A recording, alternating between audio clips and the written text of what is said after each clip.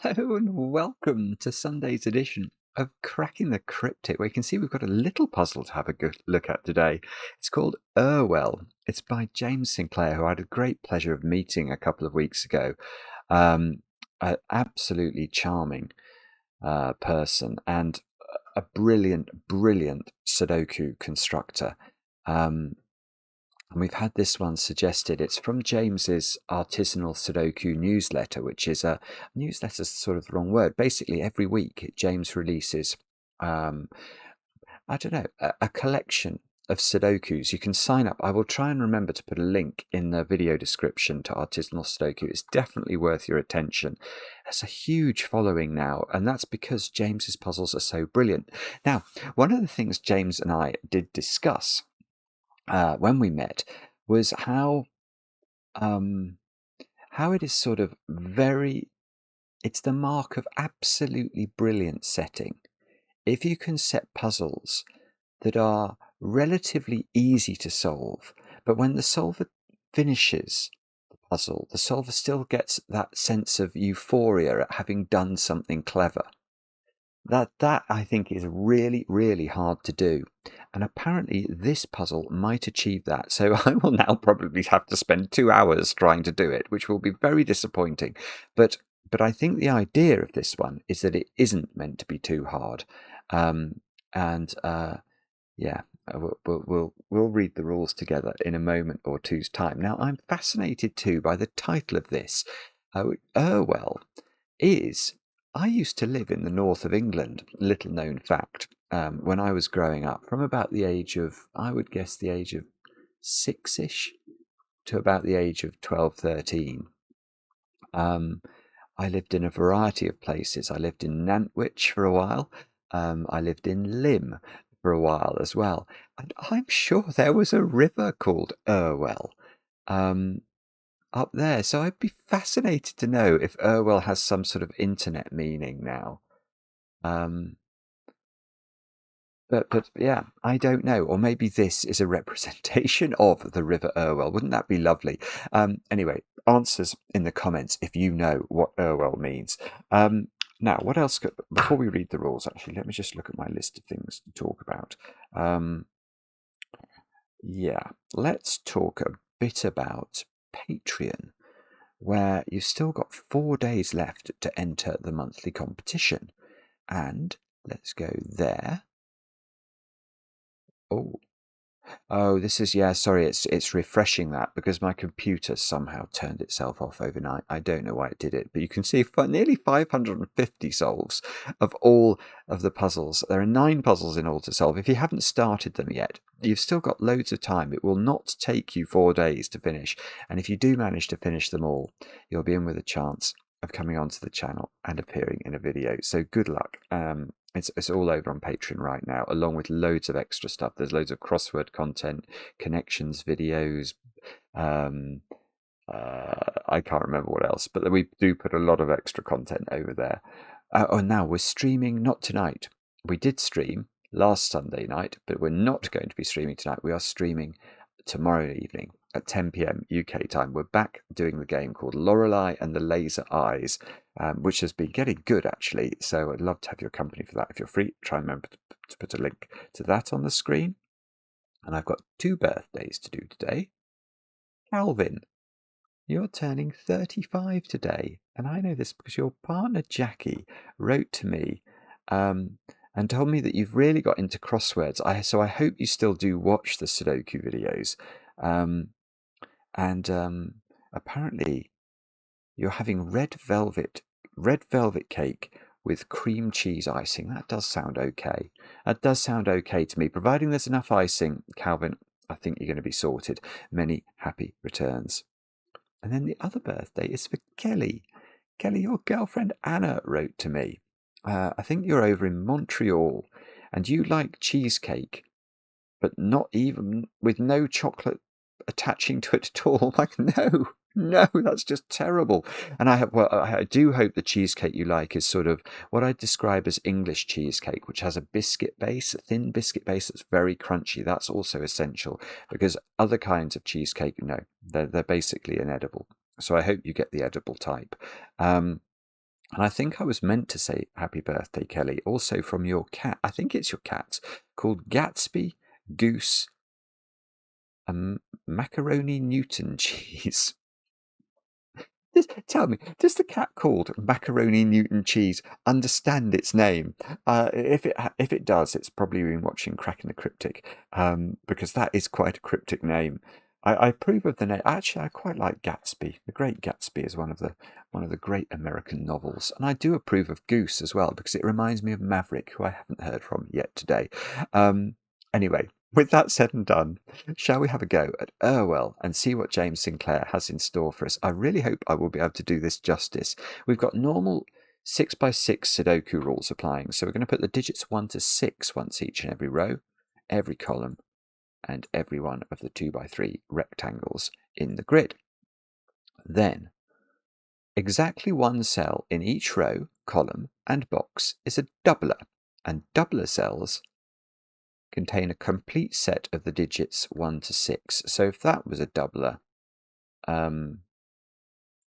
let's say it was a double 3. What colour should we have? Double purple.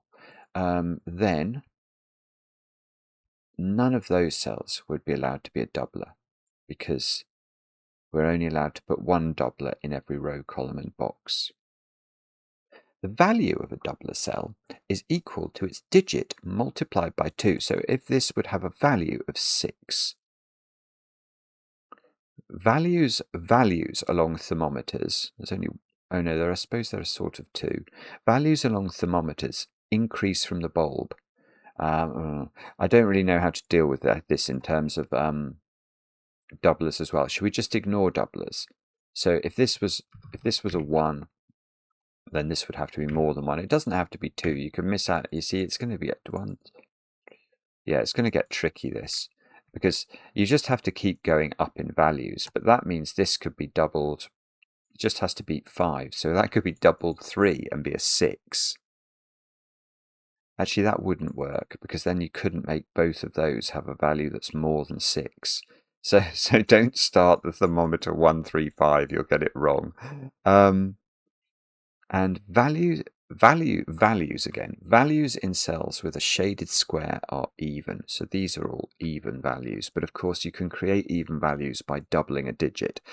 So we better not assume that these are all just natural even digits. And they are. All the rules. Do have a go. The way to play is to click the link under the video as usual. But now I get to play. Let's get cracking. I mean, it's got to be this, hasn't it, somehow? It would be quite funny if this was 1, 2, 3, 4, 5, 6 and involved no doublers, which it could be true. But I suspect it's very unlikely. If it did go 1, 2, 3, let's say it did have no doublers on it, then this digit. Oh, hang on! I've just had a horrible thought. It could have. This could be a normal 6, but it could still have doublers on it. I didn't think of this, but like, imagine that's a 6, and therefore the values of this are 1, 2, 3, 4, 5, 6. You could create a value of 2 there by doubling a 1. So even if this is a 6, I'm not sure how much we'd know about the thermometer. But one thing it would mean is if this was a 6, you'd have to have a doubler in those 3. Because if we think about the even digits in Sudoku, well, in a 6x6 Sudoku, we've got 2, 4, and 6. And I couldn't put 2, if this is a natural 6, you couldn't put 2, 4, and 6 into there, and you couldn't put 2, 4, and 6 into there. So there would have to be doublers. There'd have to be a doubler in those 3 and a doubler in those 3. And that would mean there was a doubler in those 2 by doubler Sudoku. Because if those contained a doubler, where do you put the doubler in box 6? It would have to be here. Anyway, that all goes to show it's totally possible, at least at first blush, that this is a 6. So I think what we have to do is How many doublers could you put on this line? I mean, you could have a doubler in the bulb. It's quite unlikely, but I suppose if that was a doubler, that would be at least a 2, and this would have to be at least a 3 in terms of value. The final digit would have to be a doubler then, because if that has a value of 3, 4, 5, 6, the value of this is at least 7, which you couldn't create without using a doubler. Ah, that doesn't work. That doesn't work, actually. Oh, that's bizarre.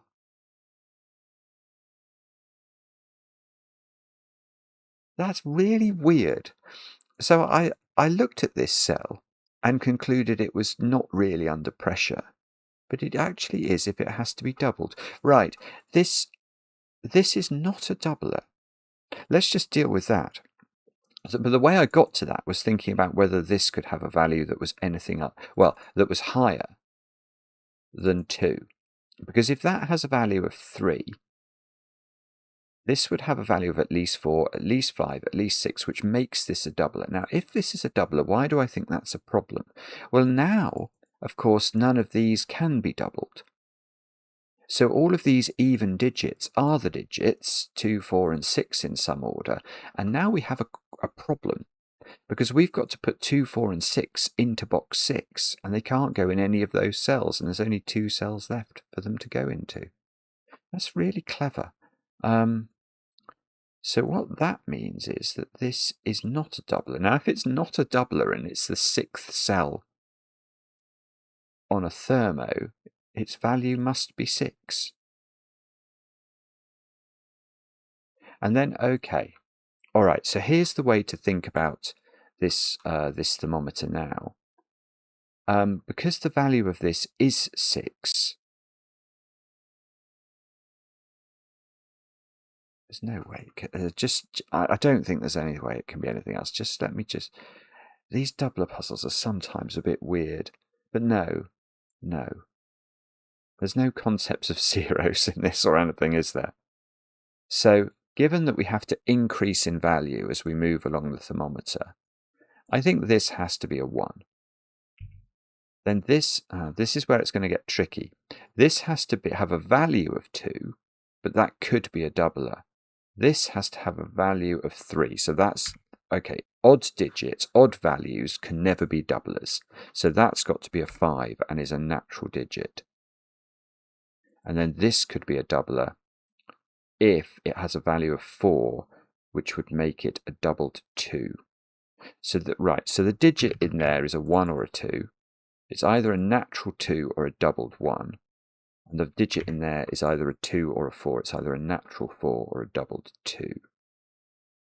Right, so 5 and 6 in box 4 here now by Sudoku have to be those digits. So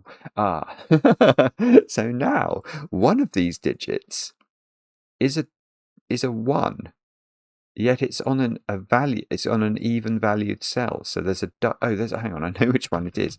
This is a doubled 1. That's our first definite doubler in the puzzle. Because it's a 1 by Sudoku, yet it's meant to have a value that's even. So these digits, this is a 2 or a 4. Actually, what we should do is we should try and keep track of which cells are not doublers. So because this is a doubler, we will make everything in its row, column, and box lime. And this is a natural even digit now. So that's a 2 or a 4, and this is a natural 3.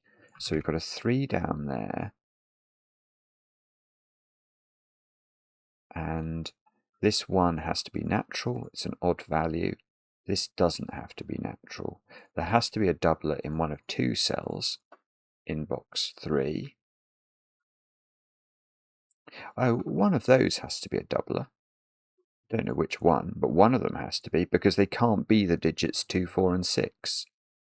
So these and these are now lime green, and there's a doubler in one of those cells. Okay, so we're starting to get a handle on this.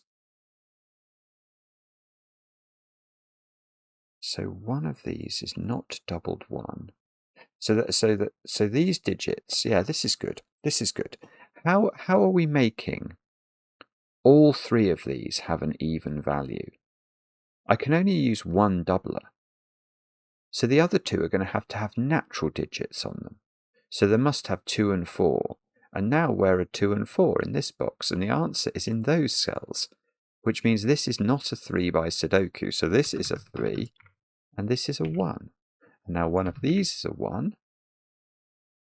And the double digit here now is 5. Oh, whoopsie. Sorry. So it's 2, 4, 5 here, 1, 3, 6 here. This isn't a 1. The doubler here is 5. I don't really know how to represent that, but I'll put the 5 in the corner. Nobody puts 5 in the corner. Now, I've got a 2, 4 pair there. So these are from 1, 5, 6. And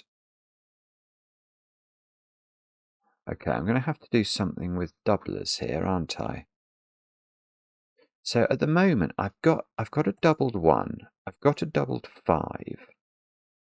I've got a doubled 2 or a doubled 4.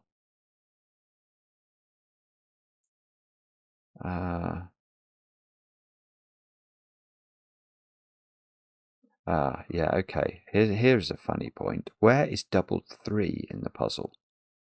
Now, 3 is in 3 lime green cells, but it's also lime green here. And if we think about box 3 and ask where the 3 is, it's in one of those 3, so it's lime green there as well. So the only place 3 can go and be doubled, and it must be doubled somewhere, is box 1.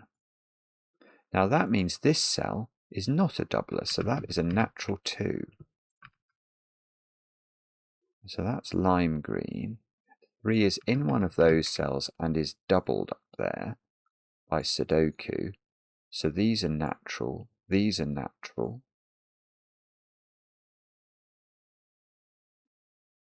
And then okay, so there's a doubler in one of those. And now we've sort of accounted. So we've now accounted for the odd doublers. We've got the 1, the 3, the 5. So it's 2s, 4s, and 6s that are tricky. And I don't know how to do that. There we go. This thermometer, that's become a natural digit. So that's 4, that's 2. That's 4, that's 2. That's 4. Oh, there's a beep outside. This digit is natural, but it can be, well, it's 4, 5, or 6 by Sudoku, but it doesn't matter in terms of thermometer logic. I do see though. Where's 1 in box 1? I don't know is the answer, but it is in one of those 2 cells, so it's not there. So this has become a 1, and we know that 1 has already been doubled. So that is meant to be a lime green. This is the doubler. And that is 2, 5, or 6. It's not 2, it's 5 or 6. Well, it's not 5, because I doubled 5 down there. So that's a 6. So this is a 6, this is a 5. It's a lovely puzzle, isn't it? It just is lovely. And even, okay, it might not be the hardest puzzle I've ever done on the channel, but it's still really cool. Now, what have we got there? 1, 3, 6. This is not a 1. So, okay, right, and now we should think about even digits and the doubling thereof, because there's a doubler. We've accounted for double 6, so this box and this box account for doubled 2 and doubled 4. Well, we're going to have doubled 4 in one of those, aren't we? Because we can't have doubled 2, so this is going to be the doubler, which we could have got by Sudoku, I now realise, but I didn't see it that way. So one of these is doubled 4. Those 2 digits are 4 and 5. These digits are 3, 6, 2, and this isn't 2. Somehow Sudoku is going to have to rescue us here.